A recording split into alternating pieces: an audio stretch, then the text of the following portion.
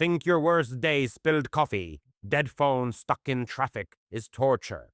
Try a machine that tears your limbs apart or cooks you alive while a crowd cheers. Welcome to the medieval world where torture was a gruesome art form crafted to break body and soul.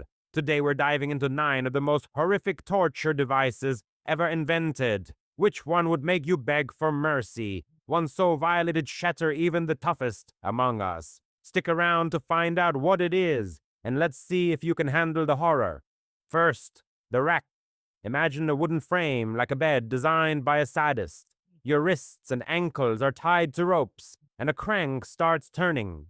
Slowly, your body stretches. Muscles rip like old fabric. Joints snap like twigs. And if the torture is in a mood, your shoulders pop out with a wet crunch. Used across Europe for heresy, theft, or even talking back, it was the go-to for forced confessions. In 1533, English monk John Frith was racked for denying the Pope's authority.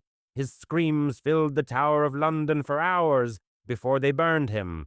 You're awake, feeling every tear while the guy cranking the wheel chats about his day. Picture your worst gym stretch, then add a psychopath with a lever. At least it's a workout you'll never forget.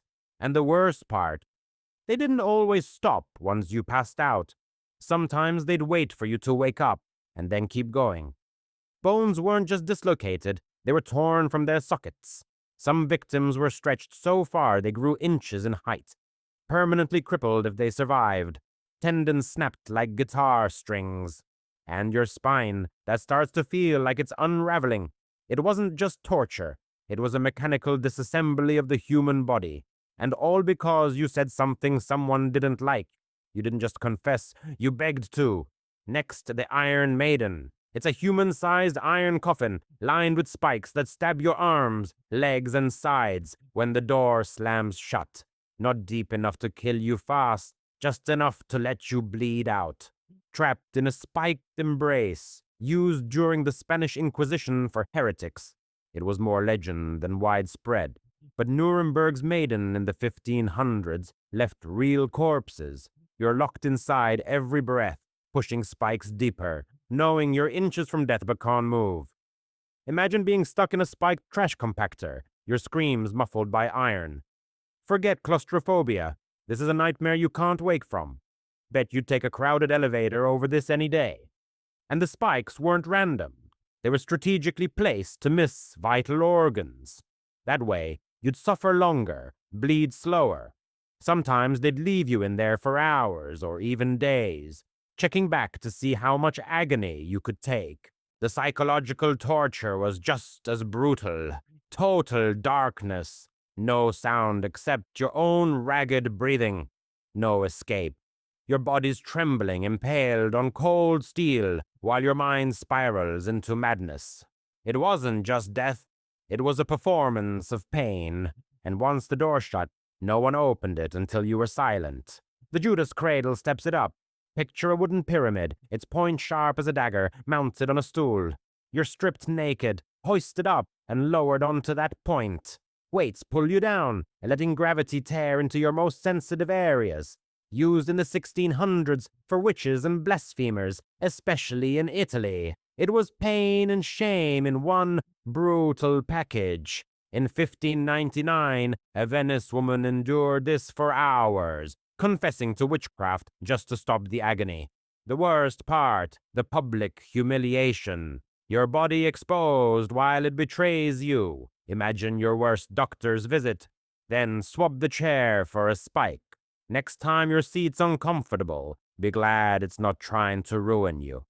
But it wasn't just about physical pain, it was psychological warfare.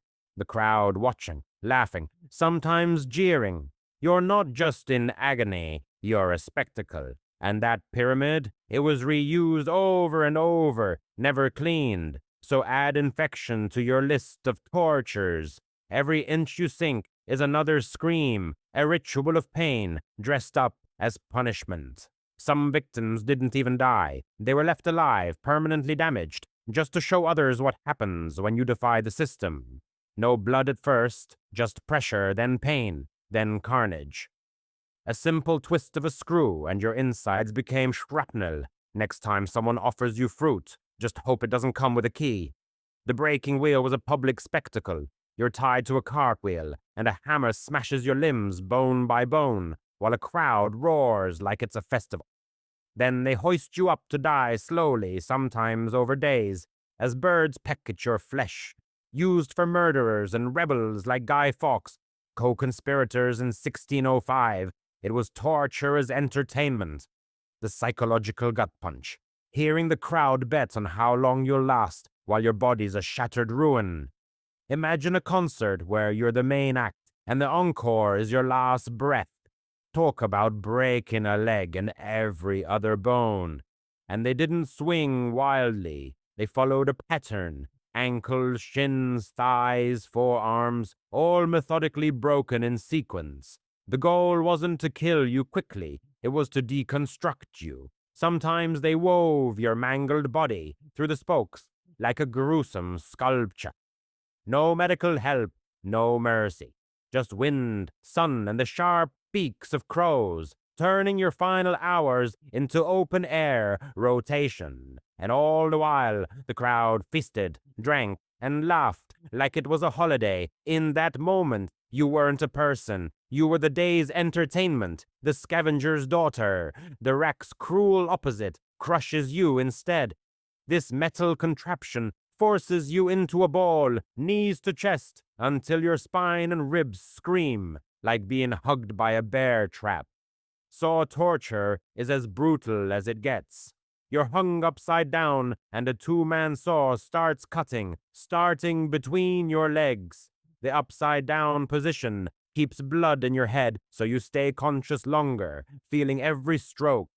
Used in the Roman Empire for rebels and deserters. It was slow, deliberate, and messy. The mental torture, watching the saw creep closer, knowing there's no escape. Imagine your worst workout, then add a buzzsaw and a cheering crowd. At least you'd get a head rush before the end. Who knew carpentry could be so personal, and they didn't rush it.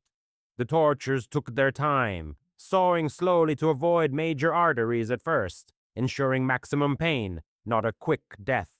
The blade grinds through muscle, sinew, and bone while you're swinging, bleeding, and somehow still alive. You hear every rasp of metal, feel every vibration in your spine. Sometimes they'd pause mid-cut just to ask questions, watch your reaction, or let the suspense stew. It wasn't just execution, it was theater. And your final act, a slow descent into mutilation, from groin to gut until silence. The thumbscrew sounds small, but it's pure evil. This tiny metal vise crushes your fingers or toes, one slow turn at a time. Confessions were practically guaranteed. The tool fit in one hand, but the trauma it left behind was permanent. The message was lie, steal, or speak out, and we'll crush your truth one knuckle at a time. It wasn't just torture, it was psychological ruin. A reminder that even the lowest creature could become your executioner when the world decided you were worth less than a rat's freedom. Flaying knife takes it further. Let's talk about the flaying knife. Heretic's fork. At first glance, the heretic's fork doesn't look like much, just a metal rod with two sharp prongs at each end. But once it's strapped between your chin and chest, or sometimes your throat and collarbone, you realize the horror. If you nod, swallow, or even flinch, those spikes drive in. No sleep, no rest. Just sharp pain waiting to punish the smallest movement. Popular during the Inquisition, it was used on heretics, witches, or anyone who dared question authority. Imagine being so scared of nodding off that you force your eyes open while your body begs for rest. Sounds like finals week, but with a death wish. And it wasn't just physical, it was psychological warfare. Victims were sometimes forced to wear it for days, chained to a wall, unable to lie down. No sound allowed, no words. If you even whispered, the fork punctured your tongue or your chest. In Spain, one prisoner lasted 4 days before the fork pierced through his voice box after a single sob. Imagine being silenced not by fear, but by steel. You're wide awake, muscles twitching, throat dry, and every breath has to be shallow or it's game over. Worse still, They often painted the forks with religious inscriptions like, "I am a heretic," or "I denied the truth," turning pain into humiliation. Sleep deprivation, immobilization, and piercing punishment, all packed into one cruel little device. Forget insomnia. This is sleep torture with spikes in scripture. The next time you nod off in a boring meeting, thank God there's no fork waiting to punish you for it. The heretic's fork didn't just make you confess. Picture a hollow bronze bowl, big enough to lock you inside. A fire's lit underneath, roasting you alive while your screams travel through pipes, sounding like a bull's roar for the crowd's delight. Invented in 6th century Sicily by tyrant Phalaris, it was tested on enemies, and maybe even its creator Pericles, who screamed for days. The psychological horror? You're not just dying. You're a spectacle. You're paying a twisted performance. Imagine being the main dish at a barbecue where the crowd cheers for your screams. This isn't just torture. It's a one-way ticket to despair. Who needs Spotify when your agony's the soundtrack? So, which torture device would you regret facing most? The brazen bull, no question. It's not just the burning. It's the complete erasure of your humanity. Locked in that metal beast, your screams become music for a laughing crowd.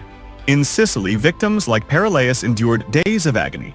No quick death, no dignity, just you, the fire, and an audience loving every second. It's not just pain. It's being reduced to a sick joke while you roast.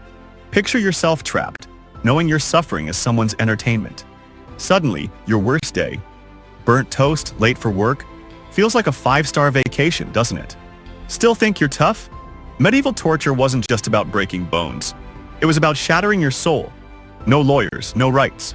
Just you and a sadist with a toolbox. Next time your Wi-Fi drops or your boss emails you at midnight, be glad you're not strapped to a wheel, chewed by rats, or roasting in a bowl. So, which device would you survive? Trick question. Nobody walks away from these.